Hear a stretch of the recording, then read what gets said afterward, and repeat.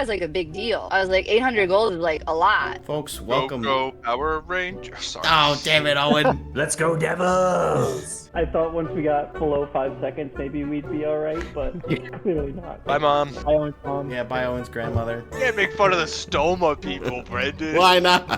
Sorry, Dean. I didn't mean to shit on you. Score! I just tuned in. View the first 2 minutes and then shut down your computer. Hey, I heard that. You guys are ridiculous. We just like our fans that much. We do, and we also like talking about episode 102 of the Brendan Loves Hockey podcast. Let's go. Let's go. We got Owen. We've got half a Dean. He's a little under the weather today, so we appreciate him weathering the storm while he's under the weather, and we'll see how it goes today. I'm trying. So if he sounds a little different, that's why. But been a couple of days. I think he texted us on Sunday or Monday. They were like, "Yeah, I don't know." We'll see. Yeah, Monday and Tuesday was probably the worst. So I'd say it was a little better, but That's good. just had post nap, post shower, so feeling okay. Nice and awake. Yeah. Ready to talk some off-season hockey. Mm-hmm. And I've got to build an excuse if I lose the game we might play today. So. Right. Just Build throwing the that narrative. out there right at the beginning. Like, let's just Stick around. get the pre-Johns going just in case. You never know. Yeah, I think it's valid. I do. So let's talk about some recent signings and trades, just because I feel like those are the easiest ones to just get out of the way. And again, it's gonna be a lot lighter in terms of the exciting, at least signings. Which I think there were few and far between. Obviously there hasn't been a ton since we last spoke. I think Mackie Samoskevich, he signs a 2-year extension, 2 by $775, which is the league minimum. That's good, and that actually reminds me that I did look into getting his jersey, because his name was officially on the cup, which I guess we can talk about that a little bit too, because I forgot about that. But yeah, I was looking into it, so I wanted to get the away, and Panthers jerseys are hard to come by. I can get one on Cool Hockey. It would be, I think, $270 with the customization, the hand stitching, and adding the cup final patch. I'm like, I haven't pulled the trigger quite yet. Like, that's kind of a lot. I wouldn't mind waiting it out a little bit, even though it seems like stock is limited. Like, I think maybe somebody, in Florida is like able to get one. Like, it just seems like I could probably pay a little bit less and get that. So we'll see, but he's going to be who I end up getting. Samoskevich jerseys with the cup patch do you think exist or will in the next few months? He know, played 4 games in the playoffs. I don't know. I mean, he's still very young. He's only 22, so maybe if someone's like trying to get in on the ground floor with an up and coming player, it's probably not that many. You're gonna have a lot of Marchands, Kachucks, Barkovs, Reinhardts, Bennett's. Like, those are all names that I would say are much more likely to have over Would you get at least Samoskevich. one? Yeah. One will exist. One. I think so. At least. We'll see. Because it'll be Brendan's. Yeah. Hopefully I make a decision at some point. But yeah, we'll see how that goes. Did you guys see all of the names engraved on the cup and have any surprises or anything like that? Nope. Didn't see Nico it. Sturm did it again. Yeah, Nico Sturm cool. was etched on there once again. So congratulations to him. That was really cool to see. There were just a bunch, there's like 30 names in the organization, and then the players, there really weren't any players I was too surprised by. There was like maybe one. I was like, oh, okay. I didn't really think he had a huge role. I don't even remember who it was. But yeah, there you go. I do think it's fun that they engrave the names before the cup tours now. I think that's a much more fun tradition, and yeah, you get to show all your friends and family like, oh, there I am. So really Not cool. that's where my name's gonna be. Yeah, it's like believe me, it's gonna be right here next to these other ones. Yep. Granted, for most of these guys, they can say, "Hey, here's my name again. It's right next to my name from last time." Right. Yeah, that's. You said that kind of started with unique. Vegas, right? Doing the engraving before. Yeah, Vegas elected to do that. So yeah, they took it over to that Interesting. engraver that they've been working with for many years in Montreal, I believe. It's not Quebec City. I think maybe it's Quebec City. It's one of those. It's either Montreal or Quebec City. But they've been going there for a long time. So it's pretty cool to see that happen. But there still being a new tradition. And it's like, oh, actually, we've been doing it this way for a long time and, decades. So we're not going to just start doing it in July. Like, it's nice that they, were able to accommodate that. And hopefully that's the trend going forward. I'm sure it's a big deal, and I'm sure the NHL pays pretty well to get that done. A lot of care and attention towards the Stanley Cup, obviously, has to be.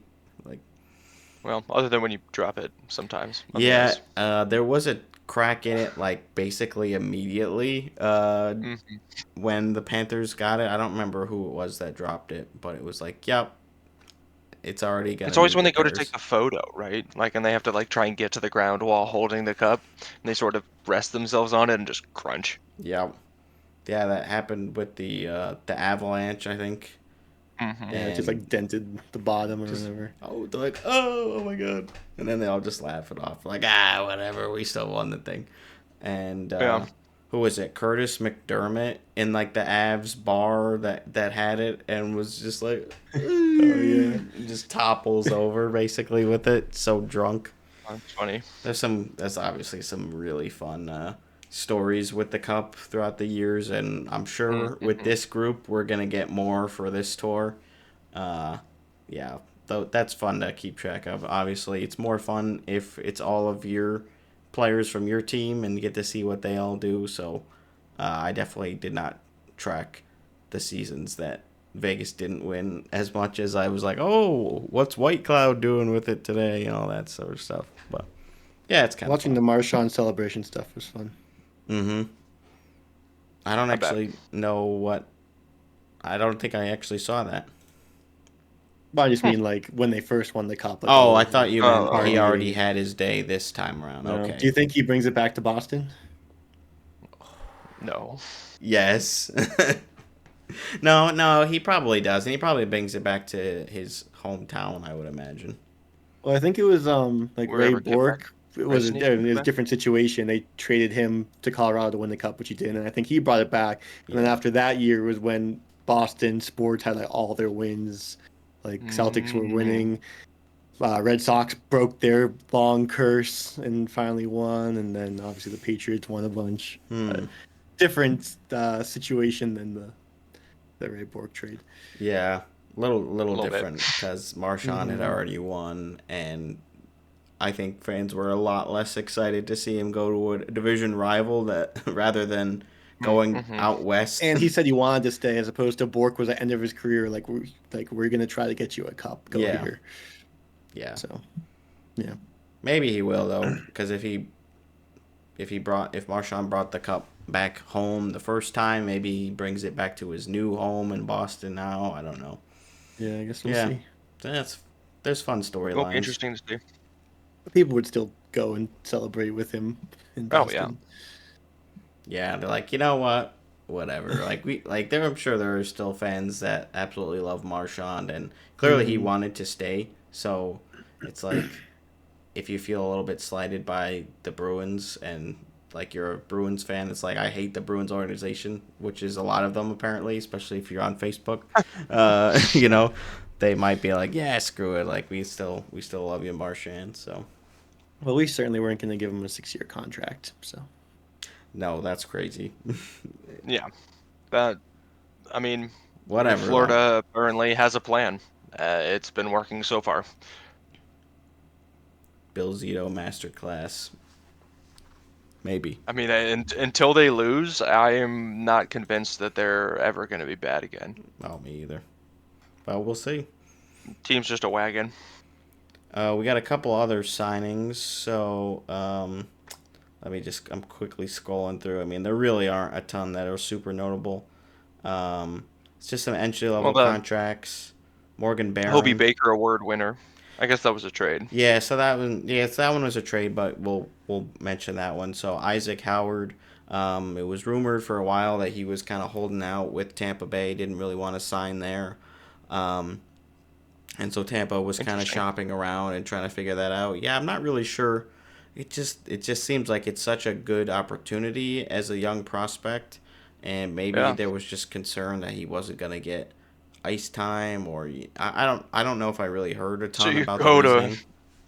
The best forward core, maybe like some of the best superstars. I guess there's room on that roster apparently. Yeah, I mean the wingers for aren't him. Great, but he goes Is to he Edmonton.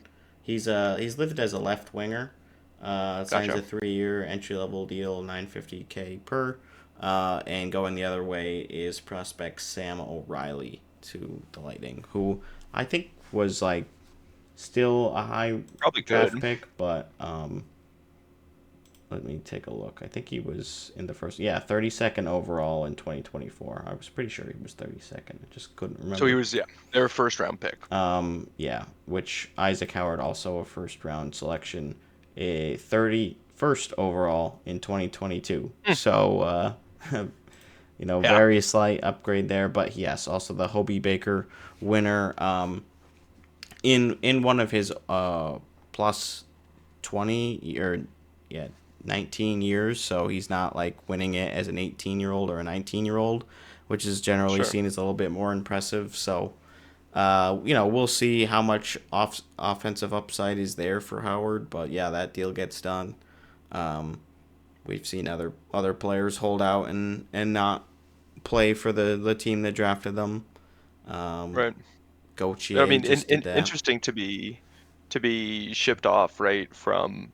You would think as a really good team to then go play as a winger with McDavid or Draisaitl if they want to like really give you a chance and like see what your stuff's about. Like, that's pretty insane. Yeah, I mean, I don't even know if he's gonna make the team out of camp. Like he's 21. Let's see. He played for Michigan State last year, 37 games, 26 goals, 26 assists, 52 points, obviously. Hobie Baker and all that, but it's just different. It's just different because it is not college anymore. You're playing against a lot more men. It's a lot longer of a season and all that. It's also an older college kid, like you said, right? Like he's not an 18-year-old coming fresh in the league, like a Lane Hudson who, like, is really effective, but give him 5 years to grow into the size of a man, and like he will end up being a lot better, even if he's a small man, right? Yeah, those can still be good at hockey. They can, although it seems like every team is steering further and further away. I know the draft this year, there were like less than maybe 10 players that were under 6 feet. So it's it's coming in the whole draft, or just in the first round. I think in the whole draft. I want to say that's wild. Yeah, under 6 foot. Isn't Higgins under 6 feet? I mean, that would make sense if you're gonna stab at anybody who's 5'11", who's under 6 foot. It's like you would go for the top 5'11", prospect, like guaranteed very good, and 1 inch under. Yeah, right? Yeah. Interesting. So that's the trend. I think that's pretty much it for the major. The recent signings of note. The other one being Bowen Byram. So they elected to go to arbitration. They ended up doing a 2-year extension, $6.25 million per to stick around in Buffalo. But the expectation is that's not really to stick around. It walks him to free agency at the end of his contract, unrestricted free agency. So Buffalo would not have any rights that way, and then it's just more palatable as a trade piece. I think that's a pretty significant overpay. From what the research I've done, I think because it's short term, right? Like we think like a 6.25 in a couple of seasons is going to be like a drop in the bucket. He's I think a serviceable top 4D. I think his metrics have not been great in the past year. Granted, that Buffalo team Yeah, I sucks. mean, I And it's wouldn't. hard to play well on the shitty Buffalo team. But Yeah, how much does being a good apple in a rotten basket of apples rot you a little bit?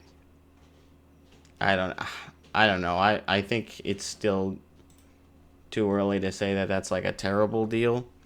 Oh, I don't. I think it's I don't know. I think it's good for him, right? Like, get your bag. You're getting $12 million to live in Buffalo for 2 years. Well, It's not that bad. I feel like the expectation would be to turn this into a big deal in 2 years. Like, get a significant pay bump from this contract. Yeah, yeah. I bet someone would trade for this contract too. Yeah, like I think that's probably what's gonna happen. Especially next year. Yeah, it could either be this trade deadline if they're really desperate, or next, or I don't think it's gonna happen in the off season here, because they might just want to see how he plays with the team. He did sign an extension, so it's like, look, at least give us one more go around, and then we'll see how things go as the season progresses, and we're determining if we're sellers or what. Hopefully, like I would like to see the situation not be sour anymore, and it just ends up really clicking this season. I don't expect it, but it would be nice to see Buffalo, like, actually they made a decent trade. Like, obviously Middlestat was not the player that he that Byram is, I guess, is what I'm saying. And so I think they got good value there. It would just be a shame if Buffalo makes a decent trade and then they're just not able to keep the piece. Yeah, I feel like the narrative has also been that, like, you leave Buffalo and then you do well, right? And as much as that's sort of, witchcraft, right? Like, there's no voodoo going on in the city of Buffalo, although it sometimes seems like it. Um, it certainly is a trend that players have to notice, right? Like, the last couple cup winners have had former Buffalo Sabres on them that have prominently left, were very good players. Granted, he wasn't a Buffalo Sabres player, right? Like, he was a Avs player that got traded over. He was already a cup winner. Yeah. Right. So I guess that's also the thing. It's like, is his contract, like, the way he played for the Avs was obviously really good because he was surrounded by all this talent, and the way he's playing for Buffalo is really bad, but he's surrounded by a bunch of bums. So is him as a player somewhere in the middle, like. Right, or is he just that adaptable, right? If he's on a really good team, he can play really well, but, like, if he's on a shit team, he's going to continue to stink, right? He's not going to be somebody who can carry the team. And so I guess for that, you pay 6.2. I do think that Buffalo's not a shit team or a bad team. Like, I don't think they've ever, like, they have been bad at some time. But, like, last year, they didn't miss by that much. They're always just like a good team. They have a lot of good players. Obviously, you see that the players that are there blossom in other places. So you know that the pieces, the individual pieces. I mean, Dahlin, very good. Owen Power, I think, still has a lot of potential too.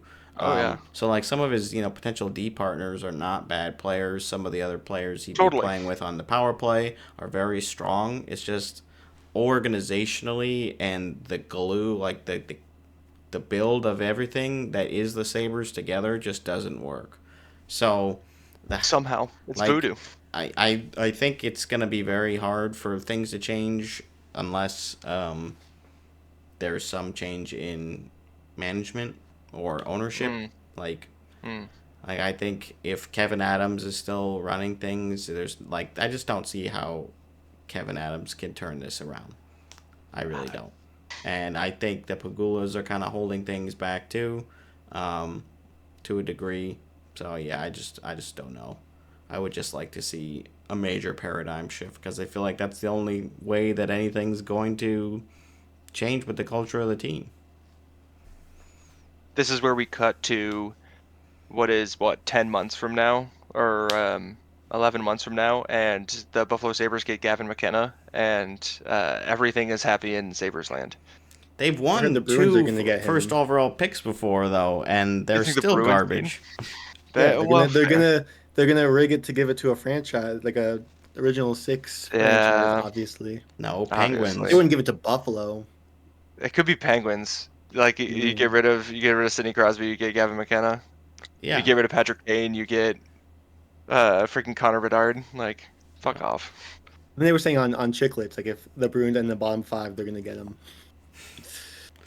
Pencil it That in. sounds like something. Sounds like something Whitney would say. Yeah. Yeah, maybe like the Flyers or something too. Just like another, one of those like expansion original 12 teams. Yeah, see that. the OGs. And the Penguins are the only team actually actively tanking. Yeah, according to 32 Thoughts. Which that definitely. It feels like the Bruins are sense. tanking though. Like look at their roster. Look at who they sold off at the deadline. Yeah. Like that was a push for the bottom there. Carlo gone, Marchand gone, and their offseason acquisitions, like Jeannot's not gonna. Acquisitions. Welcome. Yeah, Tanner Jeannot is not moving the needle. Mm-hmm. Lauco.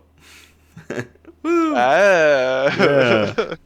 That's something. I did see the all I can say, Dean, is the numbers. Oh, Arvidsson too. Sean Corrali got number 52 back from Peak. I'm happy to see Corrali again. Yeah, that's. I don't mind Arvidsson either. No, I don't think it's too bad. Decent player, middle 6 forward. It's just, I don't see a winner here. But in a division that has Montreal, who I'm legitimately scared of, Detroit, who I keep remembering got Gibson, which fuck. Hopefully he's just old and isn't as good as he is. The Sens, who are gonna try and make the playoffs again. Tampa and Florida and Toronto, and the Atlantic is scary. And there's Buffalo. Oh right. Maybe we'll be there. Don't forget. Don't forget them. I did forget it. I did for a moment, but yeah, and then Boston somewhere. Do you guys think Buffalo or Boston finishes higher in the standings? Buffalo. Dude, really? You really think Boston's gonna finish higher than Buffalo? It wouldn't surprise me for Buffalo to do Buffalo things and Boston to just like the year they had 1 million points, their team even after Krejci and Bergeron left, they still had a really good season. It's like, how are they still doing this? Like they do that sometimes. With Brad Marchand on the team. I don't think they're a playoff team, obviously, but or even a bubble team, but they could just I don't know, go on some dumb run just because it's hockey and the Bruins. But I'm excited to see the disclaimer that pops up on the screen that says Dean's current body temperature at 102.5, and it's none of these statements tracking it throughout the pod. Yeah. Oh my gosh. With any amount of confidence. And Buffalo could go 0-10 for a stretch because they do that. Oh, well, they're definitely gonna do that. 0-10 is Buffalo's breakfast. But I think they will still. That's October. It's what they do. They get eerily close, and they in garbage time. Yeah. Right? Yeah. I think the Bruins will be preferring to tank towards the end of the season and sell at the deadline, even if they are doing okay. Although I don't know who they really have for pieces, but anyways. Other than Pasternak, who do you sell off? Sell maybe if anyone wants him. You might fetch a little something. Depends on how he's playing, Oh, but then it's if he's playing well, second line just winger keep him on the Bruins probably. Second line wingers. Gosh. Those are important. Yeah, well, I guess we'll obviously keep you guys updated on that one. We got lots of time to think about it, but I think Owen and I will come out on top on this one. But who knows? Buffalo can certainly disappoint. Out of anybody in the Atlantic that I would feel at least remotely comfortable with winning additional games and doing okay, it is Buffalo, knowing that they have the tendency to just implode when need be. So get close. On daily face-off, Lee Sell's not even on here. So. Wasn't he a first-round pick at some point? Yeah. Yeah. Yeah. Hey, we got one of those. Tyler But even, Boucher like, in the makes 20s Sens fans or whatever. So. recoil. Hey, it happens. Obviously, Vegas knows about that. Yeah, we took one of them, and he still sucked. Yeah, sorry about that. He was not, and oh god, imagine if we had gotten anything better for Stone than Eric Brandstrom.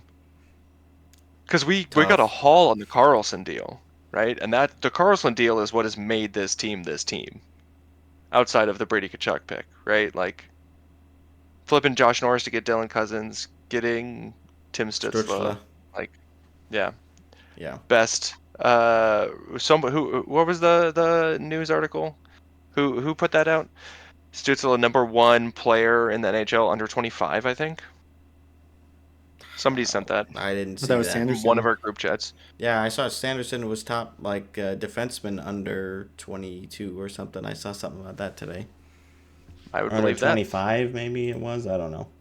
He's a top 10 defenseman. That's what I hear. He's 23, so yeah, I think it was under 25 maybe. Or maybe there like was that best rising star or something like that. Yeah, I don't know. I think it might have just been a fan poll too. I just saw on Twitter. I didn't see that. I don't read whatever that article was though. It was literally the NHL. I just looked it up.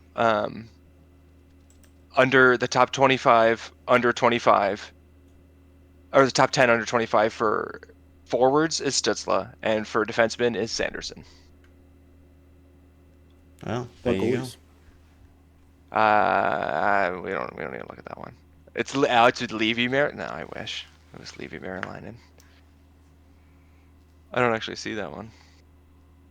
They're like, nobody cares about the goalies. No one knows. Yeah, I don't know. NHL Goalies are weird. You figure it out. Like, we got nothing on I don't think how one. many goalies under 25 are starters anyway. Yeah, not many. Dude, what's there's a few. Who's the Utah goalie? The one that like Vejmelka? Arizona played a bunch. Or Yeah, Ingram? how old is he? Vejmelka. Neither Vejmelka nor Ingram are on. There are 3 goalies listed. 3. Yes. Wolf. One of them you should definitely. Yeah, Dustin Wolf. Yeah. He's 1B. You still have 1A and then the #3 goalie. Oh, 1B. Stolars? No, he's too old. Too old. Wool? Wool's either too old or not on the list. Yeah, okay. Who's A the young goalie Florida traded? Tarasov? No. Oh, traded Knight. away. Oh, Spencer Yes, Knight. Knight. Sick Brain gets the 1A. Spencer Knight. Spencer Knight, Dustin Wolf, and then your #3. I think he's a Pred. Or was a Pred. Askarov? Oh, the one that went to the Sharks? Askarov. Yeah, Yaroslav Askarov. They also said Levi Meralainen, Lucas Dostal, and Joel Hofer. Dostal makes some sense for sure. Yeah, he's been What's very good. Vejmelka's first name? Karel. Karel. Karel. Oh, yeah, he's 29. Yeah, I thought he was a little bit too old. That was the Athletic, not the official NHL. But yeah, Stützle ahead of Jack Hughes. And Dostal is 25.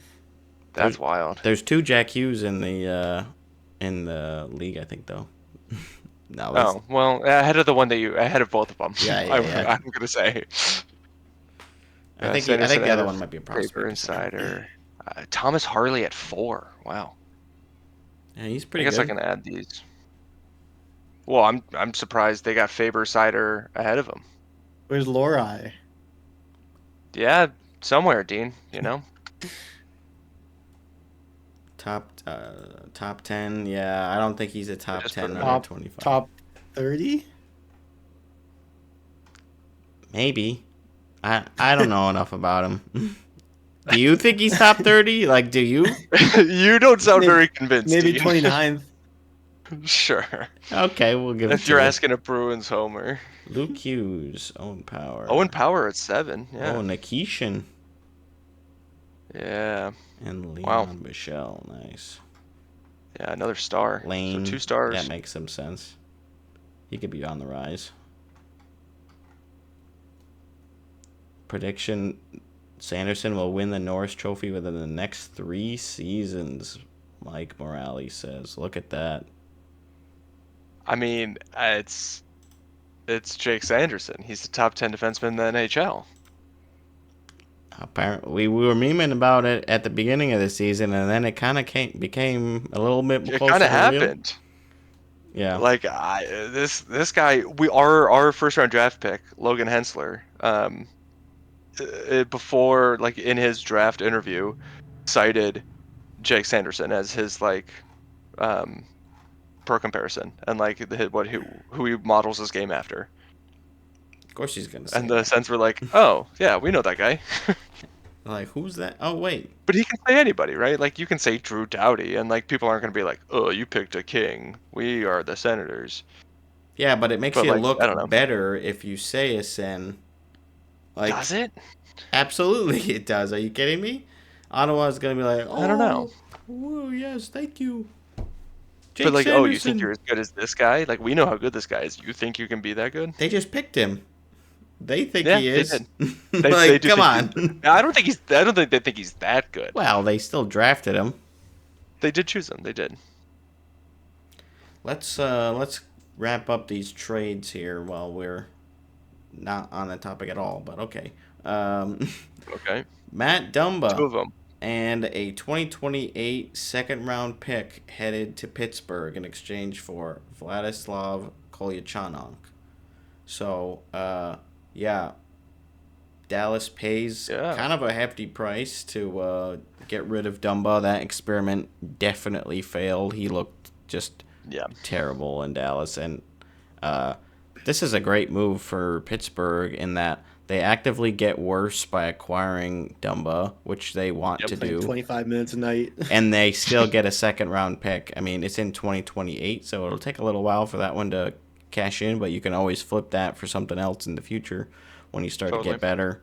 Lots of and then Kolyachanok, like, he's not gonna. I don't think he's gonna blossom. But I don't. Yeah, again, like, I don't think you're too upset to lose him.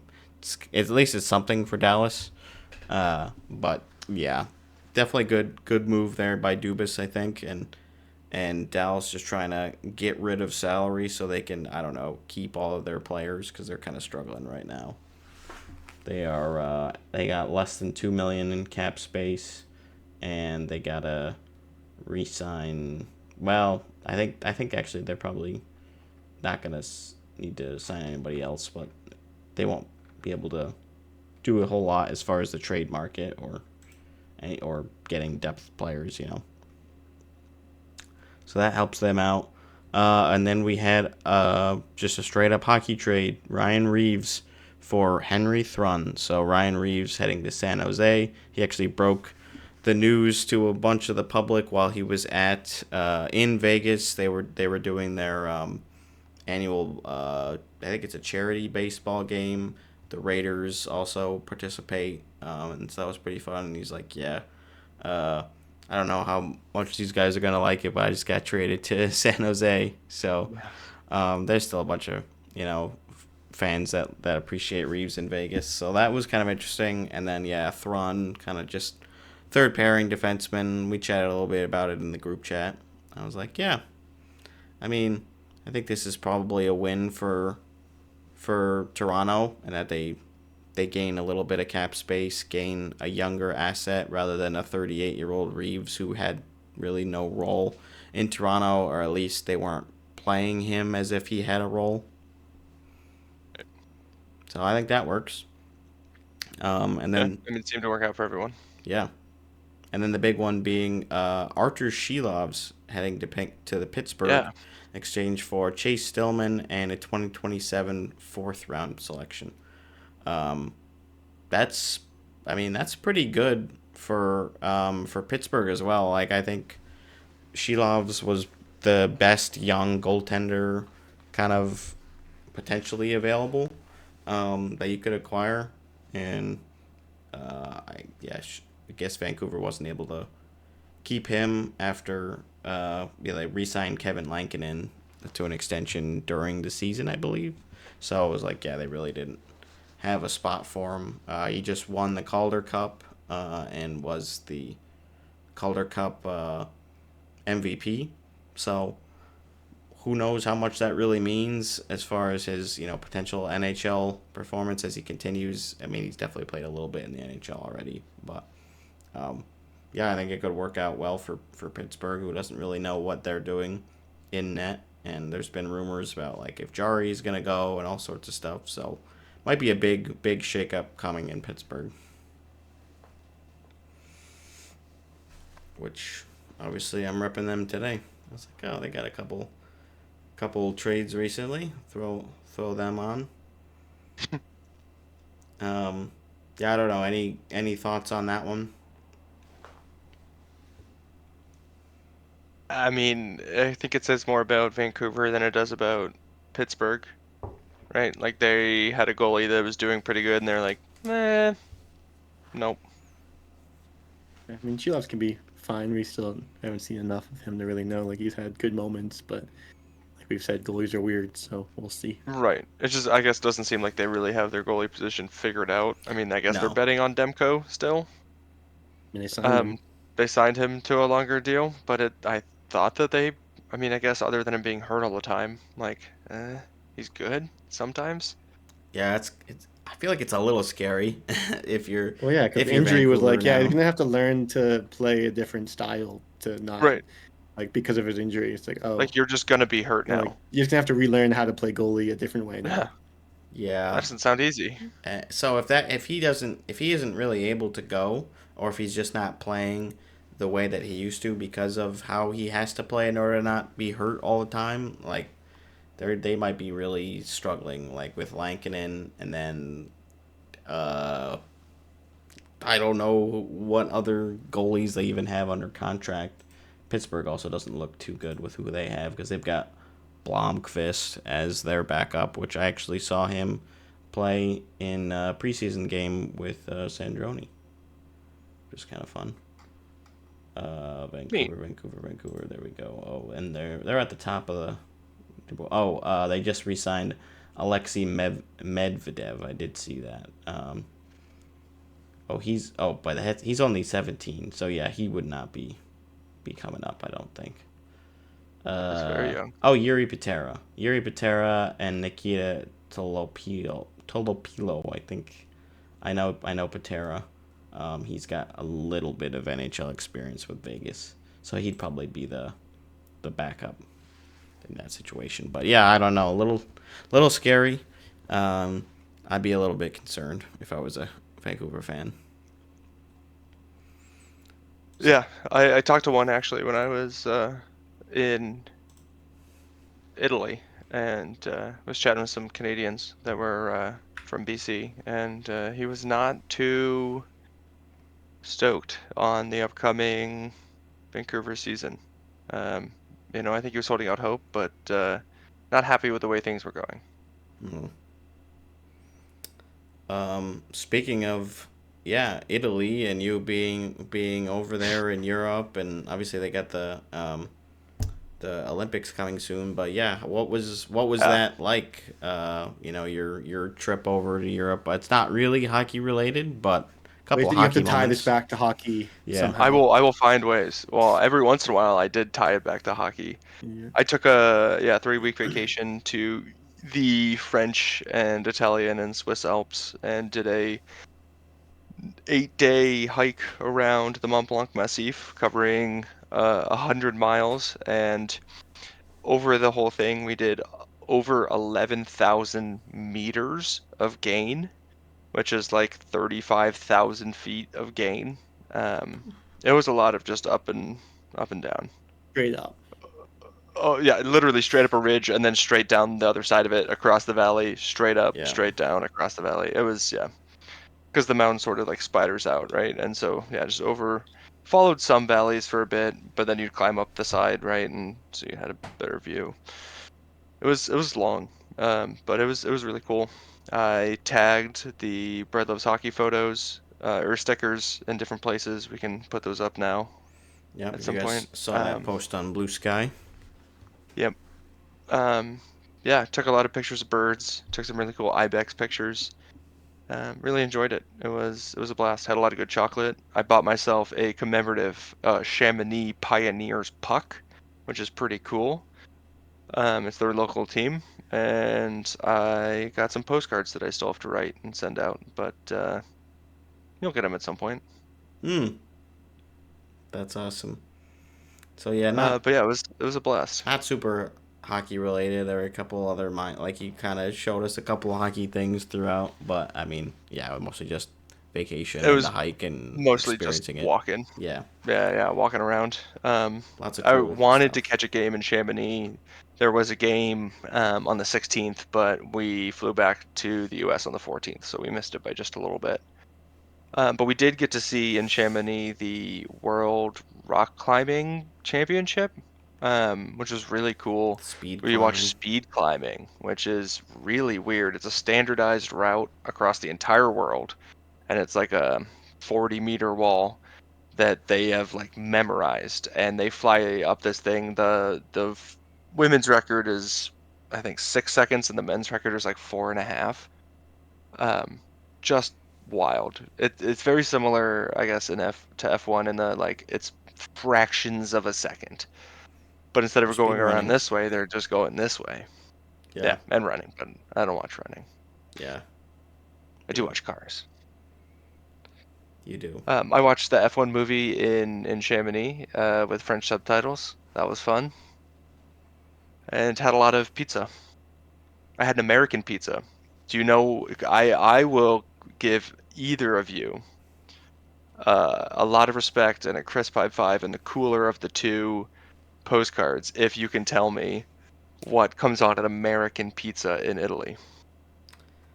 I've definitely heard this before because there's actually an Italian streamer that I know that like watches or that eats a lot of pizza, and feels like it would be meat lovers. Not a no. bad guess. It's an okay line of thinking. You're not correct. It's definitely It's like obviously it's not your standard American like pizza. It's not It's like nothing you've ever seen an American pizza chain have. Right. Seriously, you've never heard of this being on a pizza. Not that it's disgusting. It's just weird. Hot dogs. Ding, ding, ding. It is Oh my sliced God. hot dogs and traditionally French fries. French fries. Wow. French fries and hot dogs on a pizza. Mine I had have like had hot dog pizza fried in the potatoes. US before. Pizza Hut did this once where they had hot dog little like bun crust. Really? It was pretty That's good. dumb. I mean, this is literally just like sliced up Sliced up little hot dog rings. I mean, hot and dog is like little the most potatoes. American food. Just look at the 4th of July. Exactly, and it's a very Gotta have a it's a very dog. inoffensive like flavor. Like hot dog is not have a strong flavor, and neither is French fry. Like neither one of those are really like strong flavored things. And so, in Italy, the American pizza is like what the children get. It's apparently like child food. Like when we have like That chicken makes tenders so much on the sense. kids menu, they have the American pizza Yeah. with hot dog and French fry. They think so Did have little some of very good us. pizzas. Had a very good polenta with cheese and some like stewed sausage on top. That was very yummy. Dean just Some posted the picture of Oh the god, Pizza Hut. that's okay. That's pigs in a blanket. That's not hot dogs. I mean, those are hot dogs. There's hot in a But dogs that's not blanket. on the inside. pizza. That's a pepperoni pizza with hot dog crust. This was a regular pizza with hot dog on it. Yeah. Yeah, I gotcha. Close, but not quite. Because they like made a whole like a regular pizza and then just put that on top. It was It was weird. Well, I guess but yeah, I don't get the cool postcard. Nice, yeah. Dean does get the cool one. The more hockey related one. Oh. But Brendan, yours is I think Now maybe I'm cooler chuffed. art, so it's fine. I did get to go to a McDonald's there as well and tried two regional items. One was just veggie McNuggets. Pretty I mean, McNuggets already aren't very chicken-like, so pretty easy to transfer that into something that isn't actually chicken. And they tasted perfectly fine. Was it good? Yeah. Yeah, I mean, it tasted exactly like a chicken McNugget. Like, exactly. Because chicken McNugget doesn't taste like chicken, right? It tastes like oil. This was Italian McDonald's? This was a French McDonald's. Oh, okay. But they had an international menu, which featured some, like, other nations' foods, McDonald's foods. This is after we went to a fancy tapas restaurant, and we got a few things, and we were walking home, and I was like, can I check out the McDonald's? And we had some extra money, and we had to spend the euros before we went back to Geneva, and could only use francs. And so we went to McDonald's, and I got that along with some Quebecois McDonald's poutine, which was very bad. It was like sweet gravy, like almost like caramel sauce. Not quite that sweet, but like close enough to that and away from like good salty gravy, and just a smattering of cheese, not a lot. Yeah. It was underwhelming. Well, you just try it. You know, like, hopefully it's good. If not, I learned something, and I'm never gonna eat it again. Probably. It was €4 or something. Like, I did my favorite thing that I had while I was there was the green beer, and not because it was St. Patty's Day, but because it's made with a specific type of like mugwort. It's called Genepi. There's a liqueur that is like used as like a digestive, like an after dinner little shooter, as well as just like people have the liquor of it, and it's like Mountain Dew green. And it comes in this bottle that you think is green, but then you pour the beer out and the bottle's clear and it's just green fucking beer. But it's not like because it's got dye in it, it's because it's actually like from this plant. And it was so smooth. It was such a good beer. Genepi beer, if you ever have a chance to try it. It's bright green. Dean will put up a picture of it right now. Thanks, Dean. It was amazing. He's like, I'll even give you a picture of it. He's like, I better not be sick when I'm editing this video. Yeah. Oh, yeah. Thanks, Dean. It's just made by this like place working from home tomorrow, so depending when I get the edits, maybe I can do it. We'll see. Gotcha. Well, yeah, that was cool. We're happy to be shared or in the shared Google Photos album, so it was cool seeing the updates there. And yeah, I'm gonna put together a little PowerPoint and do like a friends PowerPoint night here in person, and then also an online one for online friends. That's us. That's you guys. You can do it in the Discord channel, so my mom can see all your bird photos. That's the plan. Everybody can come check it out. I added all my new bird photos. I got many new lifetime birds. I'm up to 156 now. Are you trying to collect them all? 36 new bird species. Yeah, I'm trying to collect them all. That's gonna be tough. There's a lot of birds out there. Gotta go to like the Galapagos Islands. Again is the thing. I gotta go again. I've already been. I just didn't mark down my birds. Yeah. Because I was 16. Yeah, most damn it, 16-year-olds aren't into birding quite yet. Not yet, but hey, 28. That's when birding really gets started. Yeah, that's when you're like, wait a minute, I see what they're all about. Okay, I can watch this. These guys are pretty cool. Yeah. Well, we're also looking at planning our next hockey trip as the NHL schedule has been released today. It was today at 1 p.m. I was all keen in on seeing that and brainstorming what our next trip is looking like, and we've got some key dates here. So we have 2 nights where all 32 teams are playing, October 11th and October 28th. They're doing the Frozen Frenzy once again.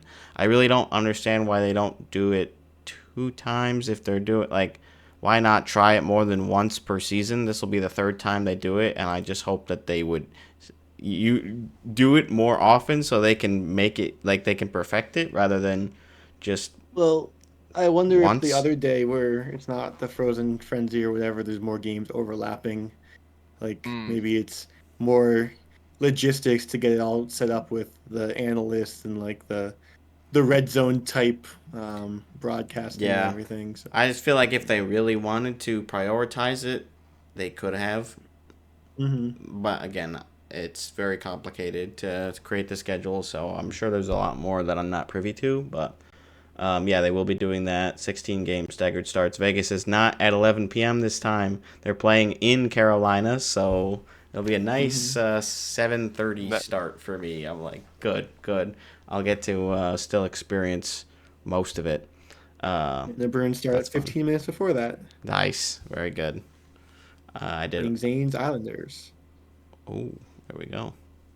Then we've got the Global Series, October 14th and 16th. That's in Stockholm. It's going to be Pittsburgh and Nashville, I believe. I believe that's the two. So they're doing that again. And then we've got the Winter Classic January 2nd in Miami at the Lone Depot Park. And February 1st, Stadium Series in Tampa. And then the Olympic break is 18 days, February 6th through 24th. So, yeah, going to be a limited number of NHL games in February. But, of course, that's going to be all focus, all hands on deck on the Olympics. And we'll see what they do with the All-Star event or kickoff for the Olympics or whatever it ends up being. I don't know. Yeah. There'll be lots of back-to-backs then for, like, compressing the schedule, because 18 days is more than, like, an all-star break. Yeah. Yeah, it's going to be tight. There's going to be a lot of 3 games in 4 nights, I'd imagine. I haven't done, like, an analysis. I was looking at a couple teams, and I was like, man, the back half of your schedule looks kind of brutal, but I haven't. I'm sure it's been posted on Twitter, like, which team have the most back-to-backs and all that. Yeah. Strength of schedule or something. Well, I guess strength of schedule doesn't really work the same way as does in football. I mean, kind of does. Well, I guess you play some teams more than others. But it's like, if you're in a division with good teams, you probably have a harder schedule than like a Pacific team. Yeah, which we'll see. I think Pacific's going to be a little bit more competitive this year, but it has been the weakest division for a long time, and it's probably still going to be this year. Maybe the Metro, but I kind of doubt it. So yeah, that'll be something to keep an eye on. But yeah, we are looking into what trip we're gonna do. Obviously, because the schedule came out today, we do not have anything set in stone. We don't know who's gonna be joining us, where we're even going. Dean did request that the Bruins be involved in some capacity this time around, since we elected to not have any Bruins games in last year's trip. I think it's only fair. We did a Vegas trip, we did a Senators trip, and now we're doing a Bruins trip. It just had to be this year. Well, we saw plenty of Sens games when they were bad. Yeah. Plus, granted, they were very cheap. Yeah, so maybe these will be cheap. Yeah? Yeah. No one wants to see the Bruins come and play. We were looking at I'm excited because the Bruins are coming to Colorado on a Saturday night, so that'll be fun. Oh, that'll be perfect. Whether we do that trip or not, I'm obviously going. So. Whether we do that trip or not, I might come and join you, regardless. I mean, I can get free flights to Denver pretty easy, not because of my points, and earned flights to Denver. Yeah, and then, just depends on where we want to sit for this Bees game. Well, again, last year I got, pretty good, it was like good 300 level seats, I think, for $60. Oh, I can swing that. It was like front row. I mean, I sent you the pictures. Yeah. It was good. I did the vlog and everything. Yeah. So. No, it looked sick. Yeah. I'd be down for that little weekend in Denver. Mm-hmm. Yeah, maybe we'll do the Utah combination with that one. There's a couple other ones we were targeting. We were looking at Florida, a Florida trip, an Alberta trip. And probably not going to do Minnesota and Winnipeg. I think that one probably won't win out, but that was one of the potential options we had. I mean, it's rated better than the St. Louis, Chicago. But we only have, still 4 responses right now? just 4 responses. Which of these places have new birds for you, Owen? Do you think there's some new birds in Chicago? Some special pigeons? There might be some special pigeons in Chicago. St. Louis might have more birds since there's at least a river. I guess Chicago's got a river. I mean, some rock doves. Nice. Rock doves, that's right. You know my birds. Yeah. Maybe. I don't know. Any of them. Florida. I can get new birds anywhere, Dean. It just depends on how hard you want to try. Gonna say as far as the it's a Florida one non-factor. did get better points. I mean, I guess it's freaking Brendan or freaking Dean. Yeah, Brendan. Jeez. Brendan's doing just fine. I'm like, I don't Dean's know the what I one. did. I'm looking. I'm Dean's like, the problem. I don't remember doing anything. Hey, there's a reason we all get to rate them, right? Ugh. I just Yeah. have my Just opinion. flat That's all. ones. You're just not gonna go on any of those trips. Anything that doesn't include Boston, no thanks. I mean, I'd still go. I will probably. I've been looking at the Calgary Edmonton one in March. If we want to talk about this for a second, because Ottawa Sens plays and Edmonton Carolina. right before. They play Edmonton on the 3rd. I will probably see some combination of those games regardless. Like, I will probably at least go to Calgary and watch that. I think it's a Friday night game. Yeah, Friday, Saturday, I believe. Yeah, like I will take work off on a Friday and drive to Calgary for that game. Yeah, it sounds pretty Anyone fun. who would like to come is allowed. My car holds 5 other people, or 4 other people. There you go. And If you're in Missoula. Yeah, or if you want to get to Missoula. Right.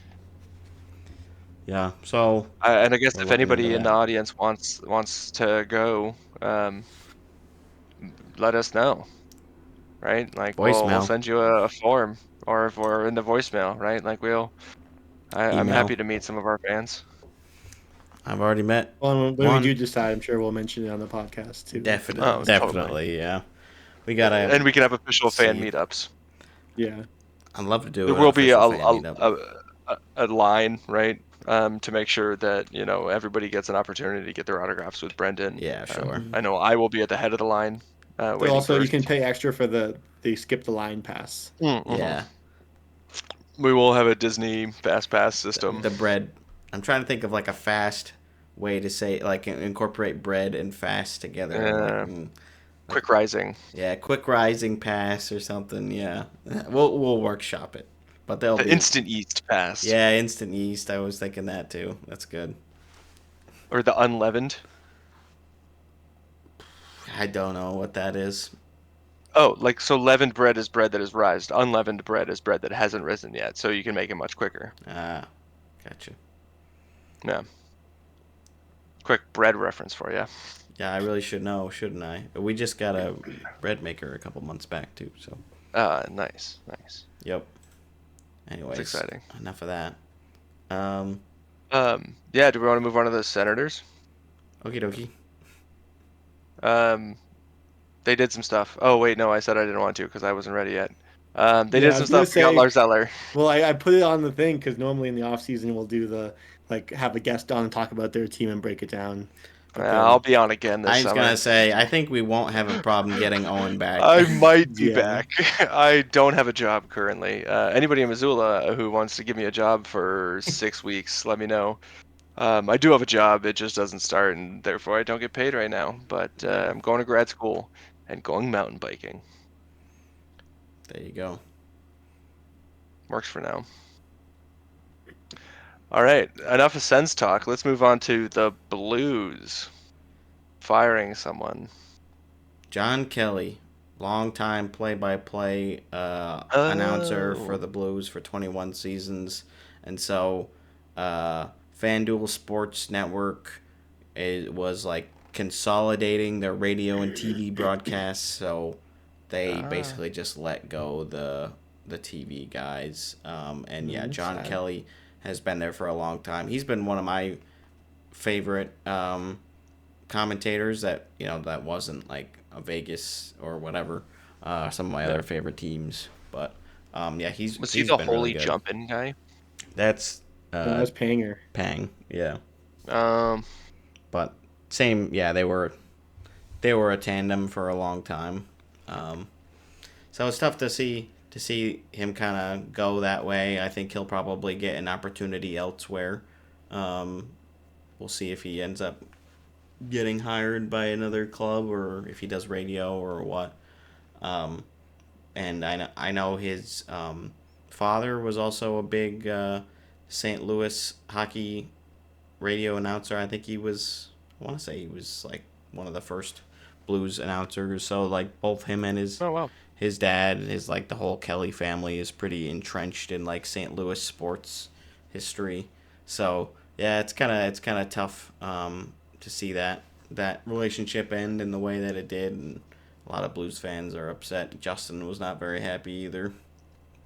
It's kind of weird seeing a play-by-play guy fired, especially one that's been with a team for that long. Like normally, they'll just end up retiring and leaving when they're ready. Yeah, especially when there have been no complaints about like his performance or anything. I guess the only other way to get fired is if you like say something really, really bad. Yeah. Right. Which you Don Cherry your way out of there. Which all they were really saying was that they were consolidating the broadcast. So he got more like laid off. Yeah, he didn't get like fired. He just the position is now gone. So that's the way it goes.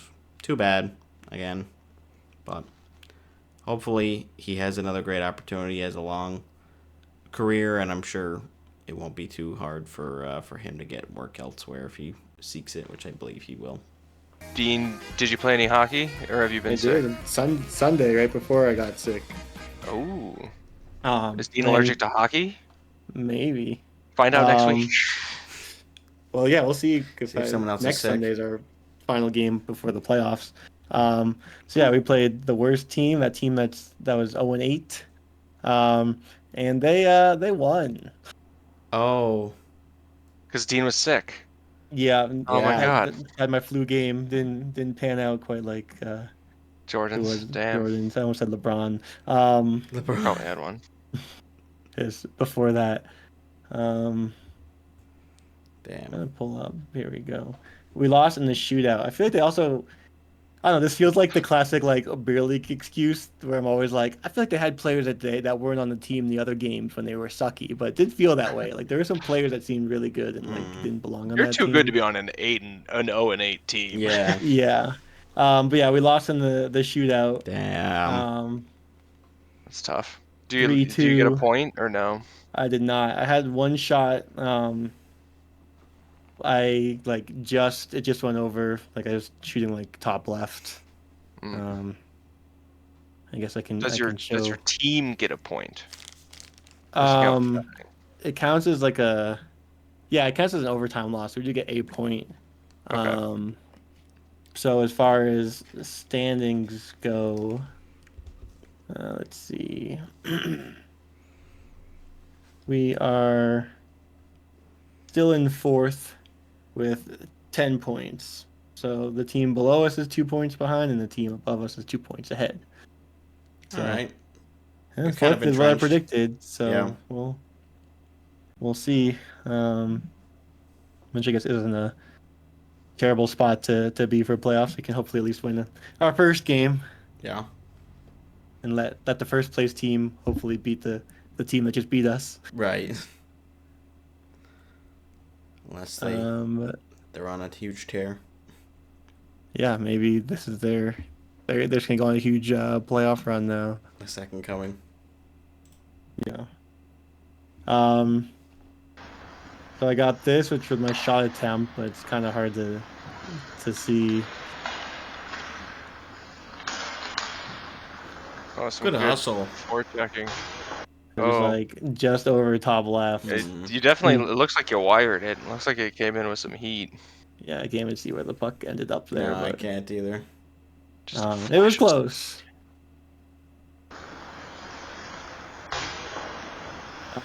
And then they scored. They tied it with like 40 seconds left. Oh, also, not that the plus minus is like a good stat or anything, but in a 2-2 game, I was a +2. Okay, that's not bad. Yeah. I don't think I got any assists though. Both goals, I was just like, just kind of like hanging around. But yeah, this was their goal. And just like listen to how loud they were, because again, this is a team that hasn't won all season. Yeah. So. Yeah.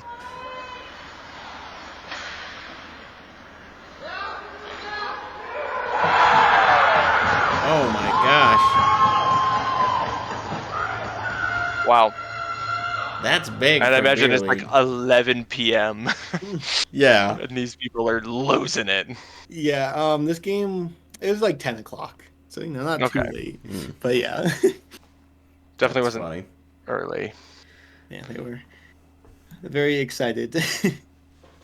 Well, Nice. I think it's probably good that the team didn't get swept or shut out the whole year, but It's all unfortunately, about having fun, right? Dean's team is on the other Can't end win of them it. all. Yeah. And next week we're playing the first place team, so Then you're gonna And beat maybe them. we'll beat them. Anything could Yeah. happen, apparently. It's beer league. Yeah. Beer league. Well, unfortunately, no fun highlights this week, but that's okay. No. Doesn't happen every time.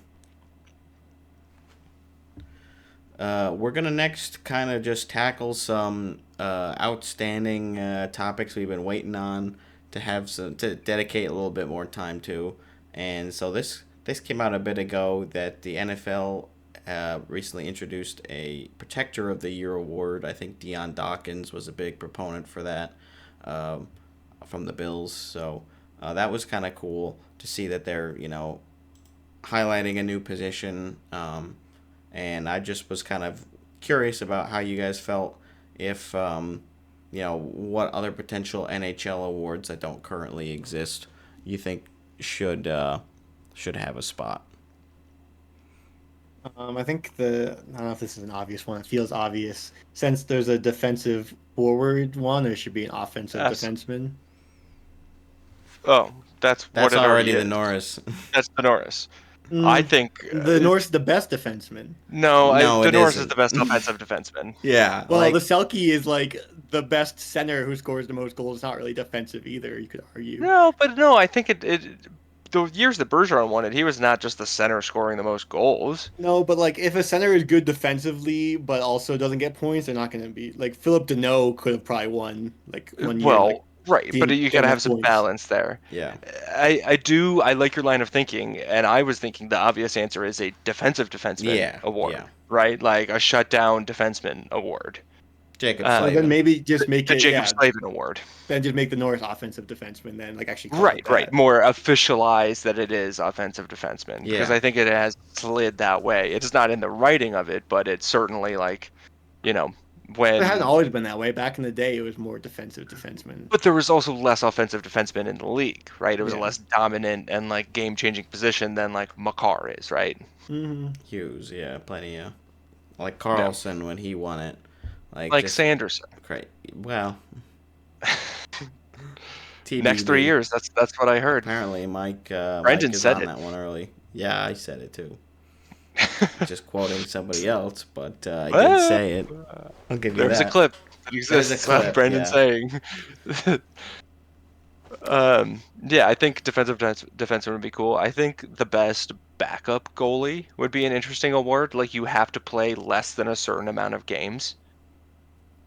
Is that one? Do you think that's one of the ones like the Jennings, where it's just you give it to whoever had the best save percentage, the best stats? Sure, yeah. It's not like voted on. Yeah, I mean, 20 games or less, best save percentage. But you could play one game and get a shutout. Like it'd have to be like 15. Or it could be most saves in. It's because right now the only goalie trophy is the Vezina. Or the Hart. No, there's also the Jennings. Yeah, well, the Jennings is the best. Yeah, the best. Technically, the Hart should always be a goalie because they're always the most valuable player on the team. Sure.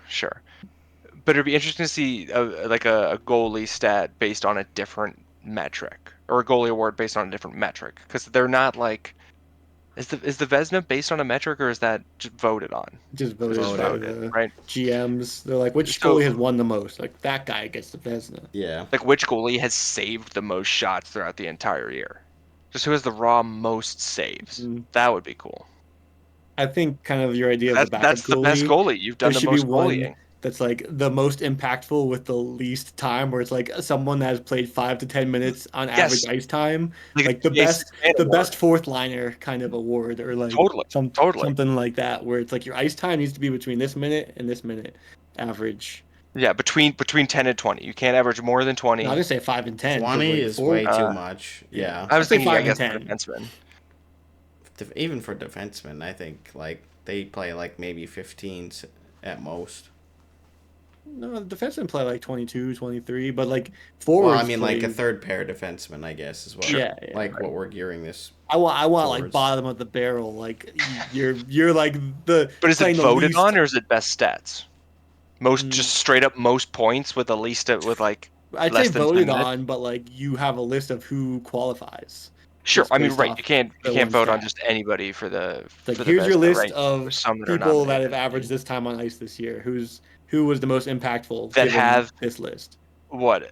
But a minimum of how many games played? Yeah, so it's a minimum of however many games and an average ice time between this value and this value. Sure. Who do you think's a good player to name the award after? For that one, like Sean Corrali. No. Sean Corrali. You know what? Like I could Paul see Bizanet Award. Like I don't know. Again, we don't have any set parameters, but Reeves like maybe type. like a Boone Jenner type of thing, where it's like you know, there's a lot of other sides of the game. Trent Frederick Award. Trent Frederick. Don't mind me just only picking Bruins. Yeah, well, I mean that's gonna be who we're familiar with. Yeah, right. Like I'm thinking like Nick Waugh. Yeah, like that kind of Keegan Colasar type of player. Yeah, Brett Howden or whatever. I don't know. I mean, the Bruins do the 7th player award at the end of the year. Like I think Heinen got it, and then that one year, and I think Geeky got it this year. So it's kind of like a player that goes above and beyond what you expect. Which I guess you could also do an award like the classic most improved. I was just thinking that as well, Dean. Most improved. Most improved. I think that would be a really cool one. Like it's very like along the same lines as the heart. Year. Like it could be anybody, but like this year. Right. Who has made the biggest jump in? Well, because other sports have like comeback player of the year kind of thing, right? Totally. Right. Yeah. Which like or most improved. We kind of have that with the Masterton a little bit. It's right. Not like it's not exactly the Masterton. But this one would be more like on ice related rather than the Masterton being off ice. Yeah. Right. I agree with that. I think those are kind of fun. There's no real other position to focus on other unlike best football. athletic trainer, best ref of the season. Oh. Yeah, that by far, which ref had the most accurate calls, and also then worst ref. Yeah, like they should have. Once the offside technology is better, they can have linesmen. What percentage they got the offside call right? Yeah, like check out the stats on this linesman, and then that's like, you can't get promoted unless you have like at least 90. We call it the 95th percent. Yeah. Like you're not calling a Stanley Cup final game unless you're. But there's probably some of that internally that happens, right? Like they don't want to have bloopers. They don't want the mistakes to happen. My thought, if we're going down sort of the awards you may not want to win, the green jacket, like for realsies, could be an award, right? The worst plus minus in the league, because that is inherently combines like you got to play a decent amount of games, right? I don't know. I feel like you can't present that as the league. Like, here's the award. But can you present the best plus minus? You could. No one would care about it. Yeah. Nobody cares about half the awards already. Okay. You got me there. Right? Like, there's a couple that people really care about, but like, I don't know, it could be fun. More like niche ones, like it's like most time played in the year or something. Totally, yeah. Just most total minutes logged, not by a goalie. The kind of like superlatives at this point. Literally, definitely more like superlatives, right? And so something that's more concrete, or more like, or maybe like less concrete, more voted on, like best defensive defenseman, maybe, or like most improved. I think are things that could actually become awards. Best veteran, or like most impactful veteran, like 35 plus type of player. The Senior Citizen Heart Award. Yeah, exactly. Call it the How. Although I guess they just give that to Crosby forever. Right. Or Ovi. I mean, shit. The guy did the thing. One of them. Yeah. Yeah. There we go. Good conversation. For not preparing at all. At least I didn't prepare at all. I did not either. right off the dome piece. I have not thought about these ones because I'm like, we'll get to it eventually. I feel like there were some good ones in there. And if anyone thinks, any listeners think of any, feel free to please submit. Write in or comment or call. Thank you. Please. We're available anytime. And then this was one I thought of as I've been trying to get into F1 and watching Drive to Survive and try to pick a favorite driver. I'm like, this is so hard. There's so much pressure to pick, as opposed to with hockey and other sports. I just grew up being told what team to root for. Gotcha. So I thought, like, if I got into hockey today, what team would be my favorite team? And I was like, I don't think it would be the Bruins, because I probably wouldn't pick an original 6 team, because that's almost like too basic. Yeah. Right. You know? And I wouldn't pick a team that like sucks. Like I wouldn't pick Buffalo. Chicago sucks right now. San Jose. I'd probably like. All right, beat Buffalo. Avoid those. It seems like Colorado makes the most sense, but at least based on how you've been following them, like, and that you live there. But yeah, I guess that might make the most sense just because location, sort of sport. Right? Yeah. It's so based on where you started watching hockey. Granted, Brendan, you are an outlier. Well, so are you. Yeah. Well, other than the first professional games that I went to were Sens games. But you were already a fan before then. Yeah, but I mean, yeah, a fan in name only, right? Like once I was able to like go to games, right? And so I think, you know, you're somewhat flexible at first, and then the more you're influenced by certain teams. Whereas like F1, because there's no American driver that you want to root for, or like Bostonian. There's a crappy one. There's gonna be a better one next year. Cadillac making a team. There's gonna be 22 cars on the grid. But it's more, you're able to, I think, float around more, and like, at least the way I see it, like I root for certain drivers, but it's more based on like the day and the race and like what's going on, versus hockey, the nature of it. I think you end up rooting for teams more specifically but some people are just like, I am a Sidney Crosby like fan. Wherever Sidney Crosby plays, I'm a Sidney Crosby fan, right? And some people are like John Tavares fans, right? I mean, I don't know how many followed him to Toronto from the island, but I'm sure some did. There's probably like at least his family. They probably had the last name Tavares, but like they count. Yeah. But there are those sorts of players, right, where you end up having fans that are just of them. But I think hockey is just a different sport in that way. Yeah. All that being said, I say, so what's your answer? My answer, like, what would be like?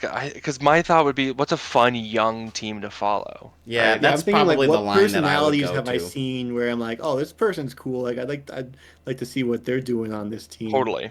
And then like, I also Bedard think is like, like as a personality, like it hasn't done much yet. Like obviously McDavid's the best player, so I'm like, oh, Edmonton's an easy pick. Right, it'd be cool. And I feel like I'd like Edmonton to pick is a lame jersey, like a Canadian team, because I'm like, hockey started in Canada, it makes sense. Like, as opposed to like a warm weather team just feels weird. Like LA would be a weird one to just jump onto.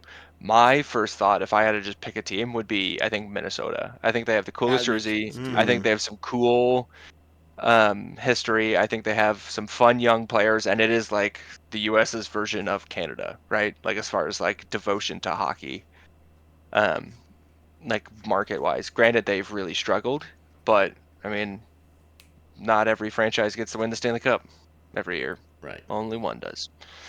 And it's getting harder and harder every year the more teams we get. Yeah. I feel like... Wish it was the 1920s again. I feel like if I was picking... Like, there's a couple different ways that I could go. It's either, like, the local connection, which for me would probably be New Jersey, because they're... Like, they are still kind of young and good. I mean, they're not as young as they used to be a couple years ago, but they're also, like, one of the easiest arenas to get to for me. And they also have the connection with the Thunder, who are the affiliate, so it's, like, you know, a little bit there. But then, like, if I'm not going the location route, I'm probably thinking either young team with, like, really nice jerseys I like. So I feel like I'd probably go either San Jose or Utah. Like, I feel like go with a new team. Like, obviously I already did that one time, so I did that once. It's like you know, I could see myself being like, yeah, okay, I'll just jump on that. Especially because, well, I guess it doesn't matter that I liked Arizona in this situation, but yeah, I'd probably go with one of those two. I mean, San Jose has that like young, fun talent too coming up. Yeah. But I could see Utah being one of mine too, just kind of for the same reason. Like a newer team, like it seems like it's managed well, and like, and you're I kind of don't know. close. Yeah. Close-ish. But yeah, I guess the other. So yeah, Colorado obviously from location. Edmonton, Right. like I said. Maybe even Vancouver, even though that's kind of gross to say, but like Really? like Quinn Hughes and like I don't know, it just seems like a fun team if you didn't know all the terrible the stuff that trauma. happened last like Yeah, bit. right. Yeah. Or I could And if just I were pick to- Islanders just because Zane would force Right. me to. Yeah. And then I guess if I were to pick like a warm location, like Nashville seems like just a fun vibe, and same with like It was fun. Carolina with the like the storm surge and all that, like which I hate, but like as a new fan, like kind of cool. Right. Yeah, I know. It's hard for us as To, like not be seasoned biased, fans. It's like, oh, I Like couldn't. I root hate for all the them. teams that aren't the Bruins for whatever reason anyway. Right, So like I right. can't pick any of these. Right. I'm gonna have a hard time saying this, but I think the vibe, I think the history, I think being like so ingrained with this sport, I think Montreal would be a really cool team. And the fact that they speak French and like it's just like so different to the rest of the NHL. I I thought you were gonna say the obviously Leafs. Yeah, I was like, oh whoa, no, I hate whoa. the Leafs far too much, but like But you Montreal. don't hate the Leafs in this Yeah, situation. You don't know but, like, anything about as a the new Leafs. fan, the Leafs also make sense for the same reason. The history, Yeah, the superstars, the amount of press coverage, like they're the but I think Ferrari Montreal of the has NHL. are they? Or I think they're the Mercedes, and I think Mm, that the that unluckiness and Habs. miscues. No, but I think the Habs are the Ferrari because it's more the pedigree, right? Like Mm. the Habs to me, like maybe it's the European-esqueness of Montreal, right? And how it's more like, refined because they don't speak I need to take English. a poll of some other F1 and NHL fans and see, but I feel like Yeah. Toronto is Ferrari. Yeah. I don't know what Montreal would be. I don't know anything. I Yeah. have no opinion. It's also hard. You're matching 10 to 32, right? So like, there's some extras. yeah. Mhm. Too many answers in the word bank. Right. Yeah. Yeah. Well, I Okay, guess. so as a final answer, what is your final answer, Dean? I'll go You pick one Edmonton. team. Edmonton? Edmonton Yeah, over fair. Colorado. Okay. Okay. Brendan? Final Shoot. answer. You know, I wanted to say like I was thinking about San Jose before I became a Vegas fan because of I really like the colors. Oh, man, it's tough Totally. to say. I would pick another West Coast team.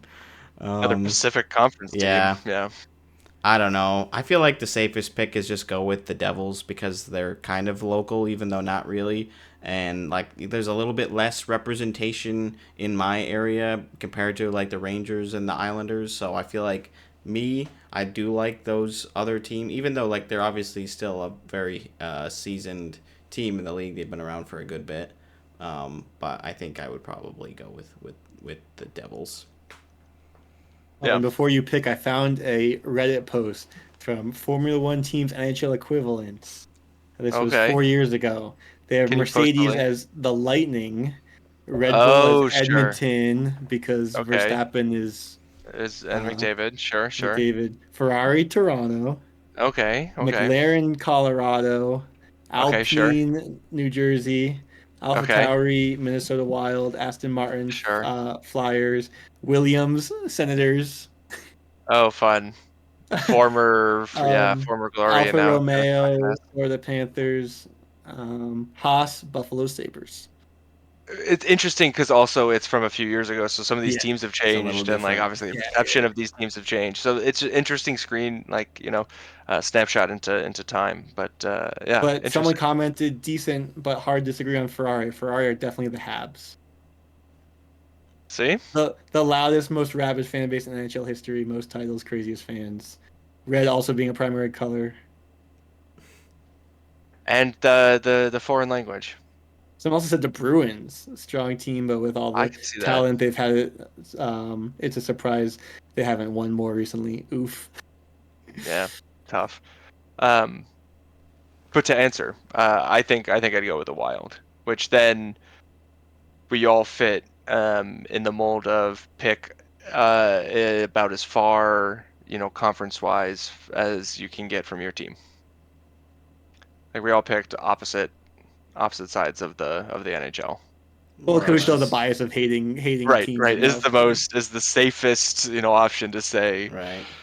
I mean, I don't know. I'm still going back and forth on like either It's San Jose hard. or Utah. It's like, man, I could definitely see myself picking Utah. Like they're new. See what could happen there. I don't know. It's so tough. I guess I'll still just lock in the Devils, but really, it's like a top 3 for me. Yeah. I think Jersey would do a lot if I, now going into it. It can also depend on like how I became a new fan. If I went to a game in person and that's how I fell in love with it, that's how it happened in real life, just not in the NHL. Right. Or like so it's like that, Justin so when we were watching the playoffs the one year, he was like, "Well, you might as well pick a playoff team. You know they're not going to suck Yeah. for a little bit." So it's like just watch the playoff run and pick a team from there that like he kind of enjoyed watching. Yeah. Worked out for him. Worked out a few well. years later. Yeah. Yep. Very interesting thought experiment. Yeah. How are we feeling, gentlemen?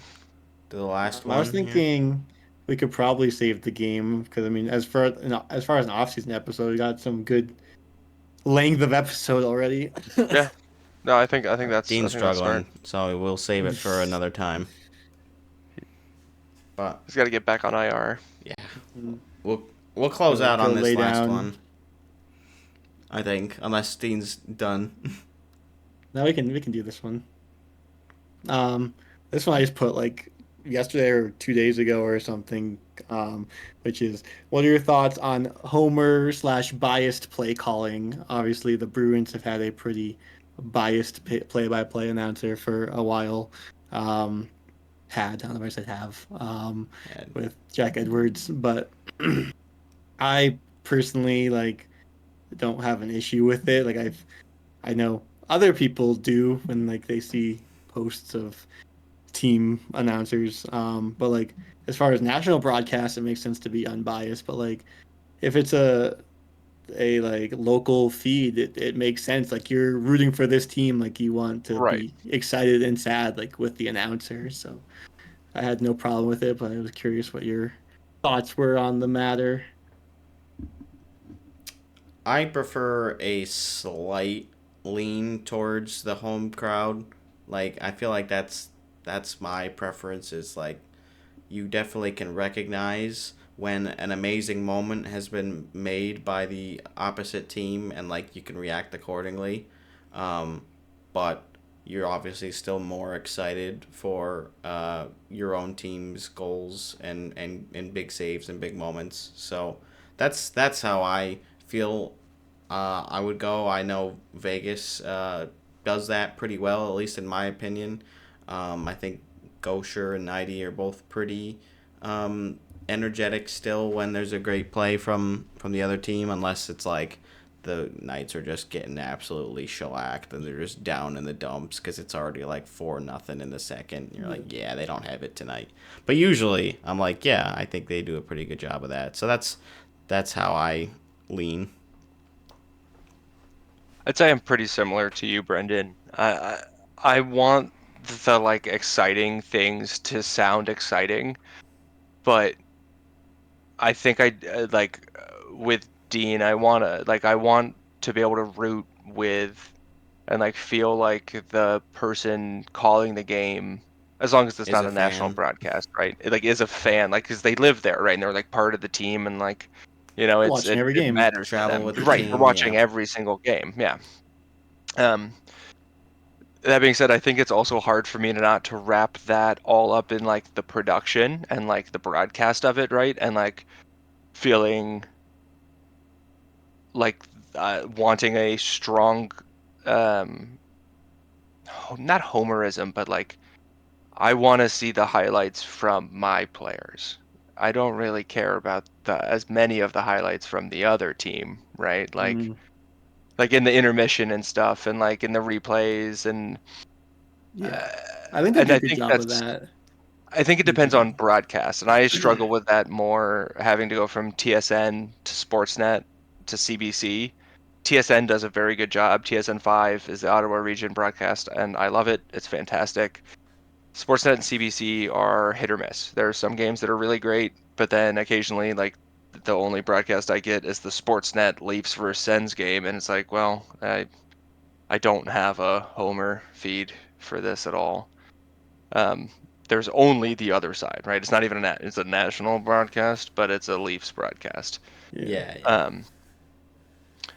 And so I guess that's maybe a more unique being, rooting for a small market team that is in a different country.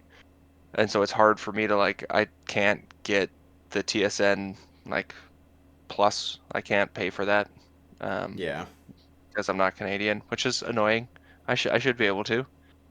But it's broadcasting rights or whatever, so I have it solved for the most part for now through ESPN Plus, because I guess now this season there'll still be only like 2 games blacked out, but in future years there might be more if we're gonna hit every West Coast team now. Oh, jeez. Yeah, going back to the broadcasting, I do agree with like the energeticness. Like that's why I love Doc, even though he's unbiased. Just like having the energy. So like, if you're gonna be biased, I'd rather it be that you're like more energetic for the home team, but still energetic for the away team or whatever. Right. Like not just being like monotone when the other team scores, like no excitement. Like, which I there are feel definitely like a ton Jack, of guys. Jack that did like a good job of still having excitement for goals against the Bruins, but just he was more excited for the Bruins ones. Yeah, like, for the most part. I know I've seen videos of like Red Sox games where like a homer for the Red Sox to lose, and it was just like one of those monotones, like, yep, and that's the game. Like, I don't need it that much like one-sided, but just show more excitement for the good guys.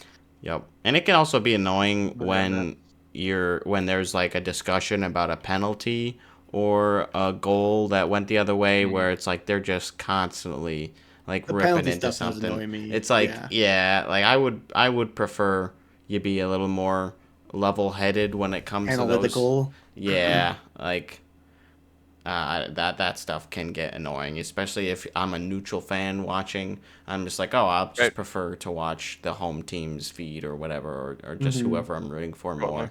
And it's like, man, these guys are like really not doing this play justice. Like it's just. But I think that's also part accurate. of watching teams and games that you're less of a fan of, right? Like you said, like I think you notice it maybe less when it is something that you agree more vehemently with, right? Like if it's like a Vegas penalty that doesn't get called and they're really harping on it, you're like, yeah, what the hell, right? But when you're watching some random other game, you may not, be as bought in, and so therefore it would make sense that you're a little less down with the Homer aspect of that. I feel like broadcasting bias towards penalties can create that same bias in fans, which is like, right, is great. Yeah, true. I'd have to agree. So, well, there you go. That's our takes. It's good, but not with penalties and calls. Be neutral for those. Yeah, I'd have to agree. If you skip to the end to look for the game, I'm sorry. False promise at the beginning. You'll have to skip to next episode when we do this all again. Yeah, and who knows if Owen will even be here next week or what. Maybe. I think I probably have a better chance of being here than this guy. That's me. This guy. There we go. That's backwards for me. Yeah, that one up there. Me. He should be fine by next week if he's playing today. If he's with us today, recording today. But he's gonna play another hockey game and get sick again. He'll mask up. Yeah, I think I was sick before the hockey game, or got sick. Probably. But. Yeah. Just really set in. Mm-hmm. Well, feel better, Dean. Thank you. And hope I didn't make the editing too hard. Yeah. We'll see. He's like, right now, he's like, oh, no, yeah, it was fine. And then he starts getting it. He's like, wait, actually, editor's note here, this sucked. And I got to add the overlay, which means I got to chop that up, too, with everything else. That's always fun. Yeah. Oh, good thing you're sick. Plenty of time. Folks, thank you so much for tuning in this week. We appreciate the support here in Season 3. Make sure to like, comment, subscribe if you haven't done so. Share with your friends and family. And we'll see you guys real soon. Yeah. Bye.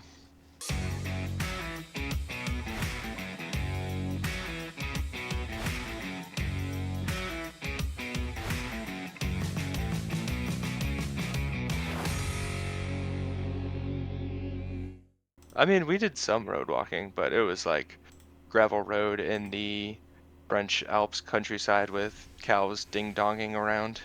They're doing what now? They're swinging their dingle-dongles. They got these bells, big old bells that they wear.